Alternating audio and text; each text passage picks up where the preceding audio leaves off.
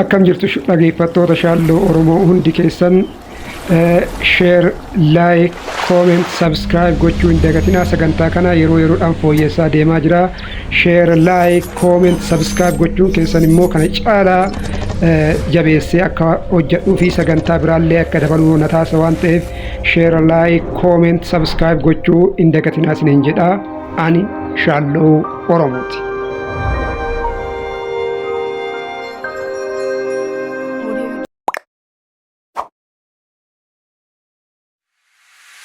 Dhaggeeffattoota keenya deebinee dhufnee jirra. Oduu sadan tokko qabadhee dhufee kanaaf subscribe, like, share, comment gochuu hin dagatinaa. Jalqaba irratti oduuwwan kunniin maal akka ta'e isinitti himaa. Jalqaba irratti kan irratti dubbannu araaramuu Qamar Yuusufii fi abbaa hiyyeessaa Dinquu Dayyaas irraa waan dubbadhu qabaachuudha. Kan biraa immoo jechuudha pirezidaantiin yeroo jechuudha kan mootummaa naannoo Tigraay yaa'ii TPLF geggeeffachuuf deemtu kanarratti hin hirmaadhu jechuudhaan xalayaan beeksiseera. Kanarrallee waan dubbannu qabna. Inni sadaffaa fi inni dhuma akkaan baay'ee barbaachisaa ta'e jechuudha daballi gatii paaspoortii irraa tokko tokkoon akka isinii galutti kan irraa dubbannu waan ta'eef subscribe, like, share, comment gochuu hin dagatinaa jedha. Tole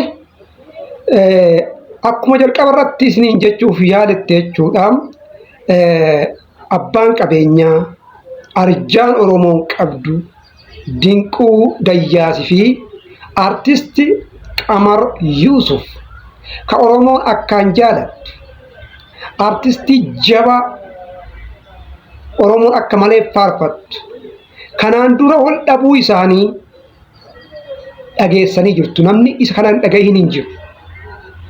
Oromoo baay'eetu wal dhabdee isaanii saniin gadde. Wal dhabdee isaanii sun gadda Oromoo taati. Har'a immoo araaramanii bakka tokkotti deebi'anii yoo waliin nyaatanii harka walirra kaatanii waliin kolfanii waliin taphatan baay'ee nama gammachiisa. Oromoon waan akkasii barbaada. Gaafa ilmaan Oromoo walitti deebi'anii waliin gammadan, gaafa Oromoon walirratti kufu, gaafa Oromoon waliin nyaatu, gaafa Oromoon wal qarqaaru, Oromoon saayikolojiin fayyaa jechuudha. Oromoon saayikolojiin nagaa argataa jechuudha. Akkuma isaan walii galanii walirra harka kaatan kana Oromoota biraa irrallee eegnaa jechuudha. Kuni Oromoota biratti gammachuu guddaa ta'ee sooshaal miidiyaa kana kan dhiibbu kan Kattaan immoo wal dhabdee paartii TPLF jechuudha jidduu jirurraa kan dubbannudha. Waa'ee kanaa jechuudha wal dhabdee kun kanaan durallee turee jira. Yaa'ii dhaabaa geggeeffanna kan jedhu irratti jechuudha. Yaa'ii dhaabaa kana ni geggeeffanna boordiin filannoo beekamtii nuu kennuu qaba kan jedhan kanaan dura gaafatanii jiranii. Akkuma beekamu Dr. Abiy Ahmad illee jechuudha hamma boordiin filannoo beekamtii isinii kennutti yaa'ii kana kan geggeeffattan taanaan gara lolaatti ce'uu dandeenya, gara lolaatti gahuu dandeenya waan jedhu dubbatee jira. Har'a kan dhagame jechuudha guyyamaadhaa kana kan dhagame immoo pirezidaantiin yeroo naannoo Tigraay jechuudha Geetaachoo Raddaa jechuudha.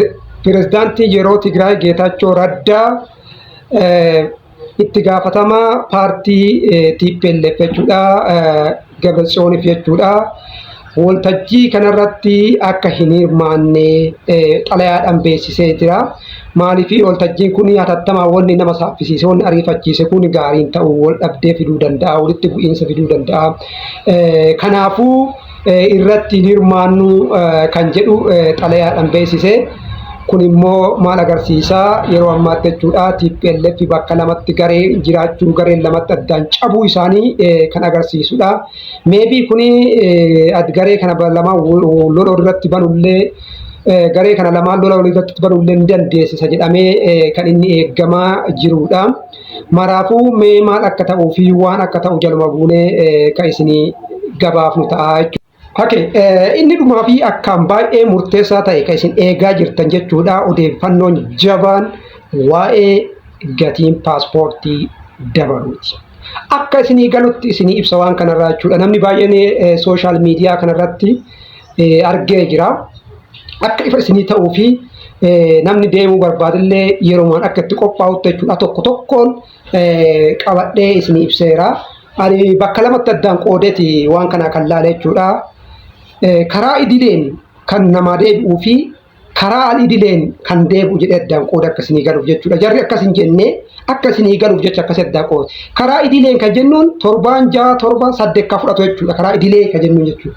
Karaa al-idilee kan jennuun immoo guyyaa 2-5 keessatti kan deebi'uuni karaa al-idilee jennaan jechuudha. Karaa idileetiin 7 haga 6 keessatti kan deebi'u kana haarawaa yoo baafachuu barbaaddan qarshii 5,000 gaafata jechuudha. Haaraa yoo baasuu barbaadda jechuudha. Qarshii 5,000 baafata. Yoo si jalaa bade jechuudha.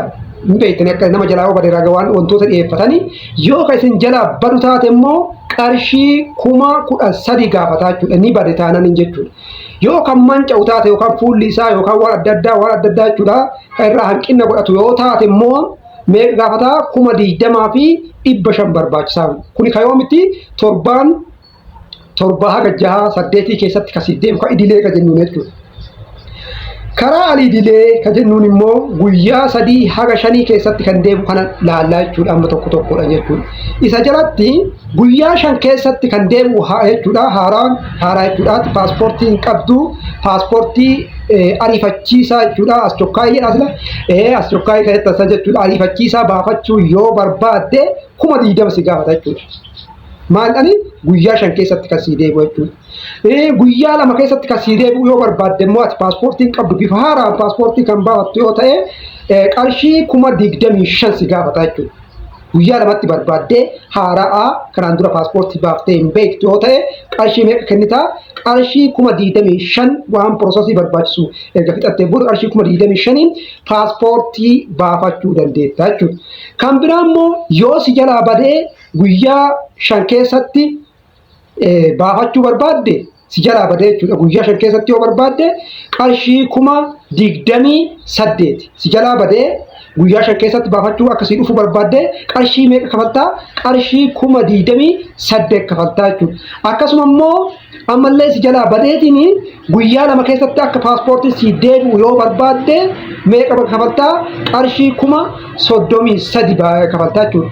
Kan biraa immoo akkuma reefu jechuudha yoo si jalaa manca'e yookaan fuulli isaa si jalaa cite yookaan immoo fuulli isaa dhumate yoo jedheen meeqa guyyaa 5 keessatti yoo si akka si deebi'u barbaadde 35,000 kafalta. Guyyaa 5 keessatti jechuudha. Manca'ee jira fuulli isaa waa horii keessaa badanii yookaan immoo dhumatee jira yoo ta'e jechuudha. Dhumatee jira yoo ta'e guyyaa 5 keessatti akka si deebi'u yoo barbaadde qarshii 35,000 kafaltaa jechuudha. Akkasumallee manca'ee jira irraa badee jira yoo guyyaa 2 keessatti ka si deebi'u barbaadde immoo 40,000 fi 500 kafaltaa jechuudha. Karaa kanaa paaspoortii baafachuun ni danda'a waan ta'eedhaaf akkasumallee immoo akkuma kanaan dura geettan paaspoortiin mana ni ba'a waan jedhameef galatooma ulfaadhaa like share comment gochuu hin dagatina.